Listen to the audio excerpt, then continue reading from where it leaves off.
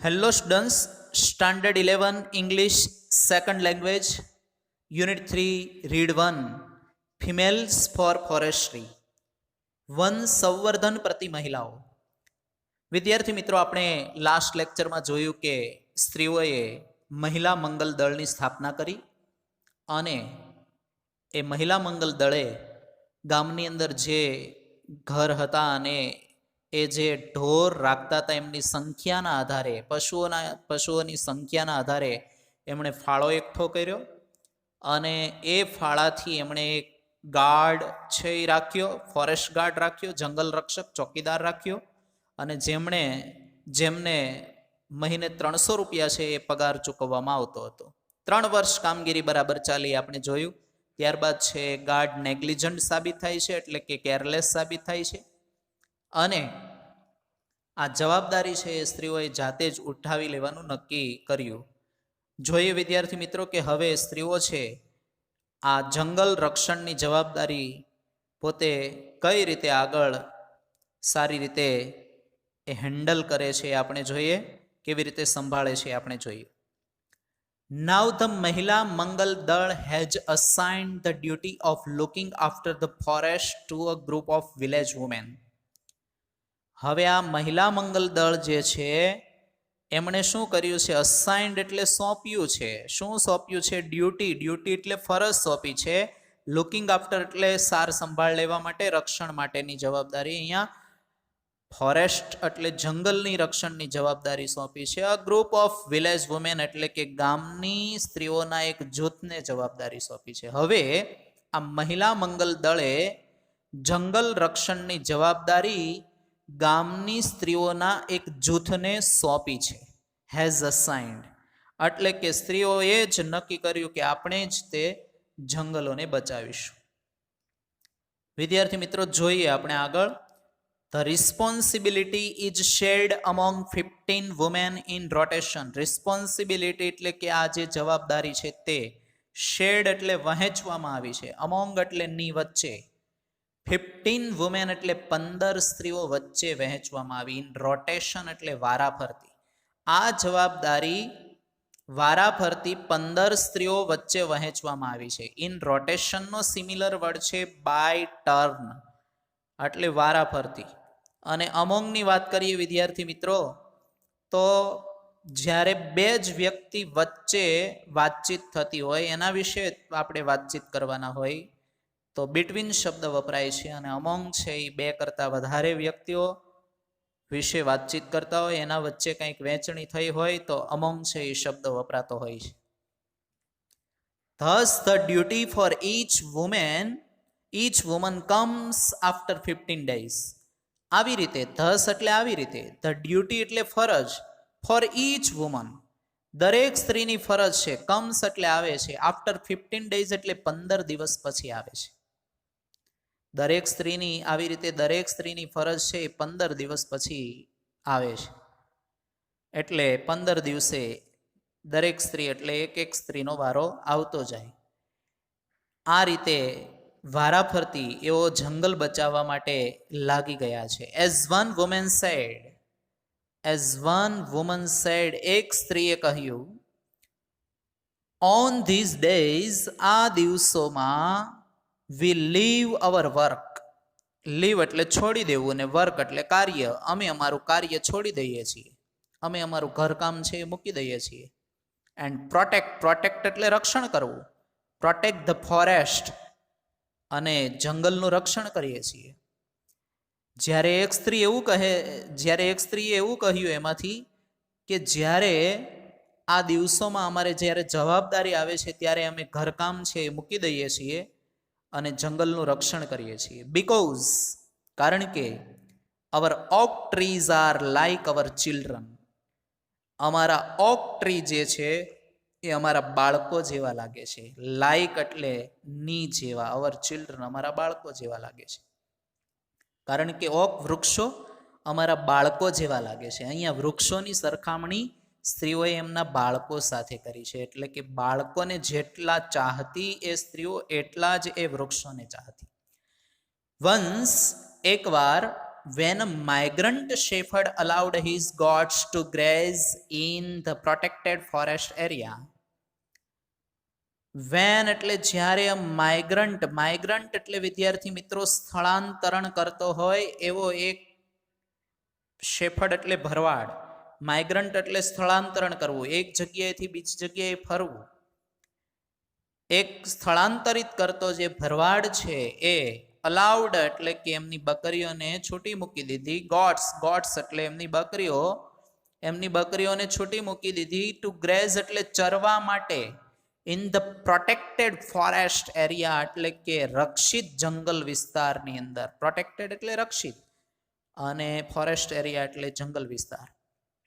Once એકવાર when a migrant shepherd allowed his goats to graze in the protected forest area. એકવાર એક બહારથી આવેલા ભરવાડે, એક સ્થળાંતરણ કરીને આવેલા ભરવાડે એમની બકરીઓને આ રક્ષિત જંગલ વિસ્તારની અંદર ચરવા માટે મૂકી દીધી, છૂટી મૂકી દીધી. ધ વુમેન ટુક અવે ધ ગોટ્સ. તો સ્ત્રીઓએ શું કર્યું? ટુક અવે એટલે લઈ લીધી, ધ ગોટ્સ એટલે બકરીઓને લઈ લીધી. એન્ડ ફાઇન્ડ એટલે દંડ ફટકાર્યો, એમને દંડ કર્યો.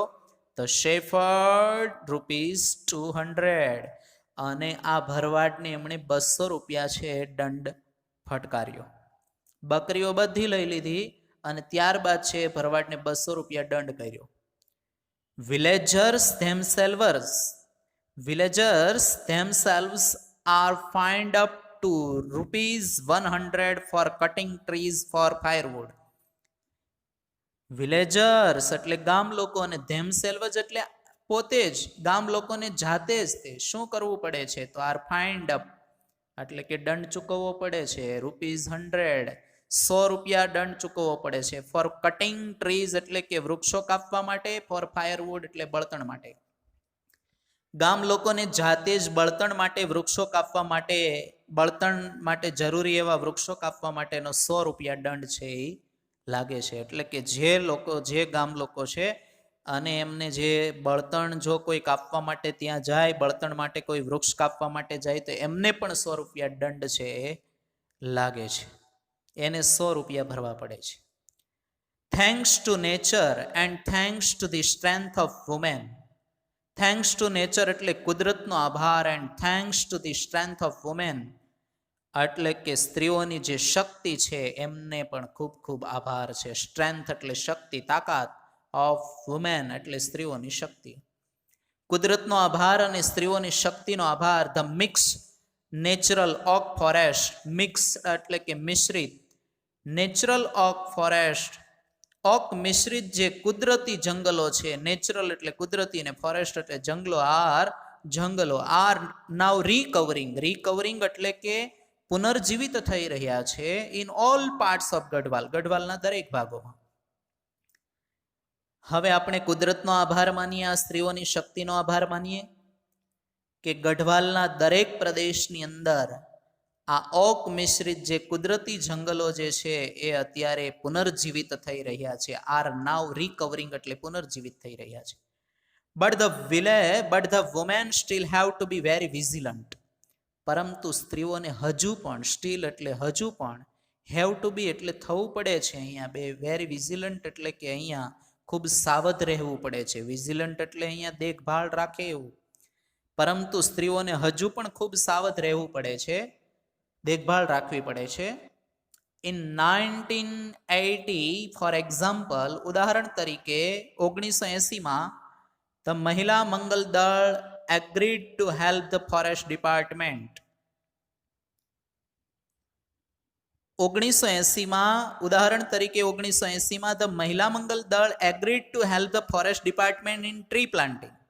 આ મહિલા મંગલ દળ જે છે એ ટ્રી પ્લાન્ટિંગમાં એટલે કે વૃક્ષારોપણમાં હેલ્પ કરવા માટે, મદદ કરવા માટે એગ્રીડ એટલે કે સંમત થઈ ગઈ. પણ કોને? તો ફોરેસ્ટ ડિપાર્ટમેન્ટ એટલે જંગલ ખાતાની. ઉદાહરણ તરીકે 1980માં જંગલ ખાતાએ જે વૃક્ષારોપણનું કાર્ય છે એમને કરવાનું હતું, એ કાર્યની અંદર મહિલા મંગલ દળ છે મદદ માટે સંમત થઈ જાય છે. જંગલ ખાતાને કહ્યું કે અમે તમને ચોક્કસ રીતે મદદ કરીશું. ચાલો વૃક્ષારોપણ કરવું હોય તો વી વિલ હેલ્પ યુ, અમે તમને મદદ કરીશું. આવું સ્ત્રીઓએ જંગલ ખાતાને કહ્યું. They dug 15,000 pits. 15,000 ડગ એટલે ખોદ્યું અને પીટ્સ એટલે ખાડા.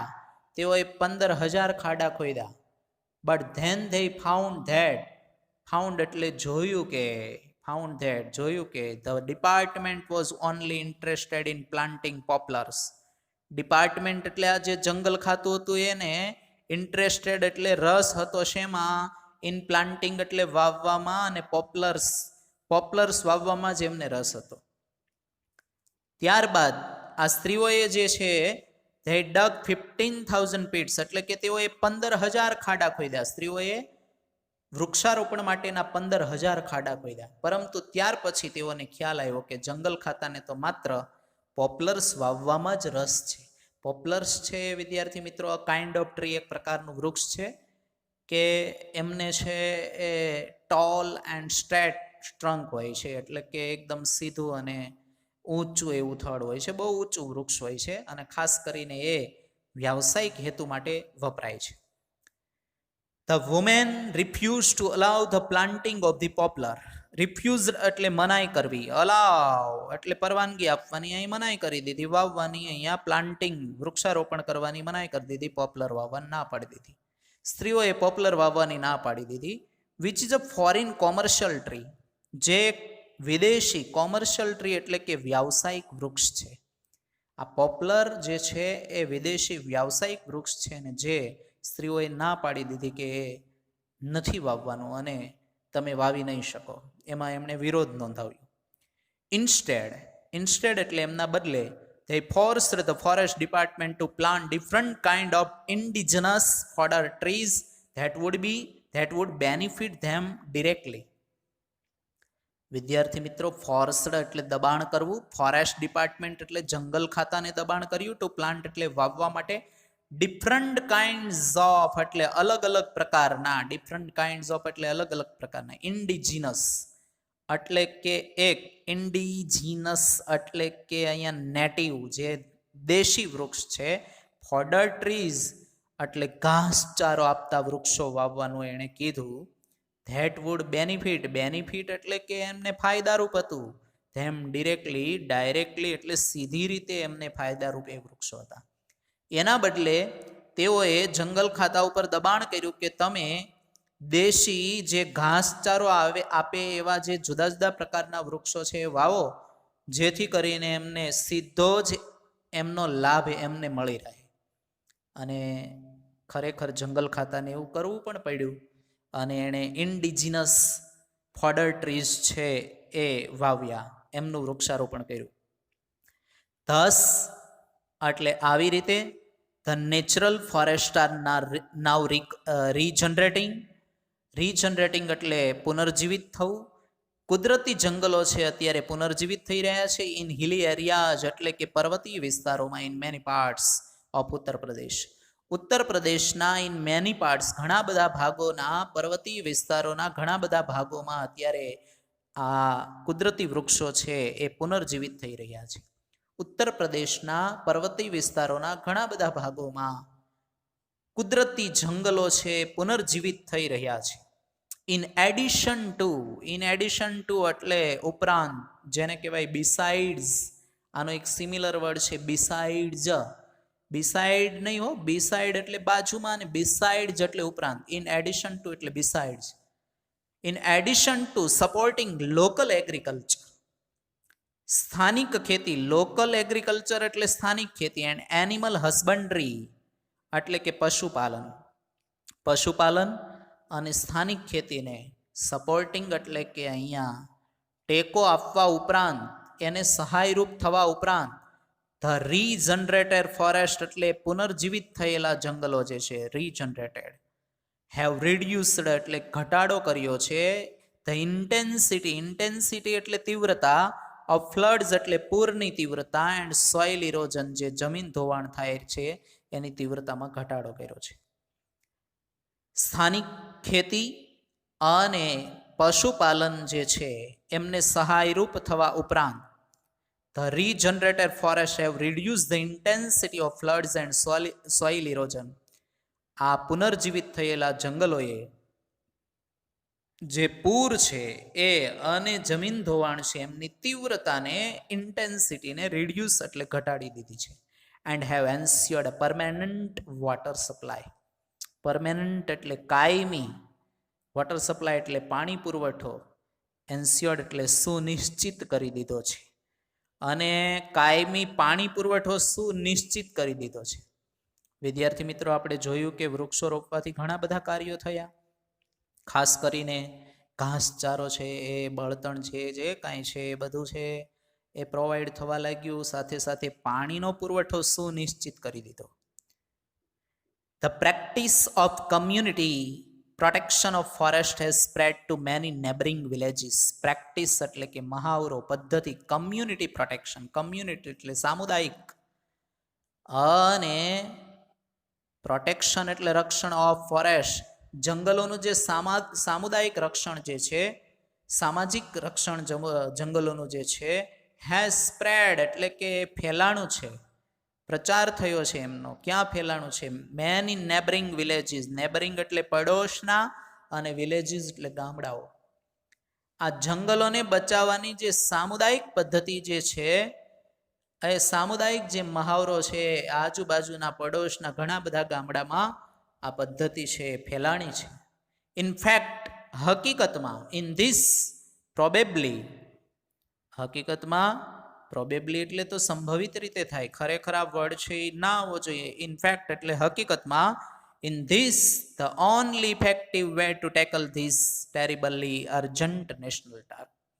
હકીકતમાં આપણે જો માનીએ તો આ નેશનલ ટાસ્ક એટલે કે જે રાષ્ટ્રીય કાર્ય છે, ટેરિબલી એટલે ભયંકર રીતે, જે અર્જન્ટ એટલે તાકીદનું ગણાય એવું, ટુ ટેકલ એટલે ઉઠાવી લેવું, ઇફેક્ટિવ વે એટલે કે એકદમ અસરકારક માર્ગ છે. હકીકતમાં આ ભયંકર રીતે તાકીદના રાષ્ટ્રીય કાર્યને ઉઠાવી લેવા માટેનો જો સંભવિત રસ્તો હોય તો એ આ જ છે કે બધા જ સામુદાયિક રીતે છે એ વૃક્ષોનું જતન કરે. વિદ્યાર્થી મિત્રો, સેવ ટ્રીઝ, ટ્રીઝ વિલ સેવ અસ. વૃક્ષોને બચાવો, વૃક્ષો આપણને બચાવશે. અને આપણે જોયું છે કે વૃક્ષો જે છે એ હંમેશા આપણને મદદરૂપ થનારા છે, ફાયદારૂપ થનારા છે, અને ઘણી બધી વસ્તુ આપણે વૃક્ષોમાંથી મેળવીએ છીએ. ખાસ કરીને ઓક્સિજન વાયુ. Day by day oxygen is decreasing in our environment.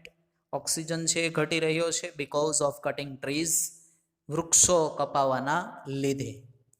તો વિદ્યાર્થી મિત્રો, આપણે ખાસ કરીને વી શુડ સેવ ટ્રીઝ, આપણે વૃક્ષો બચાવવા જોઈએ.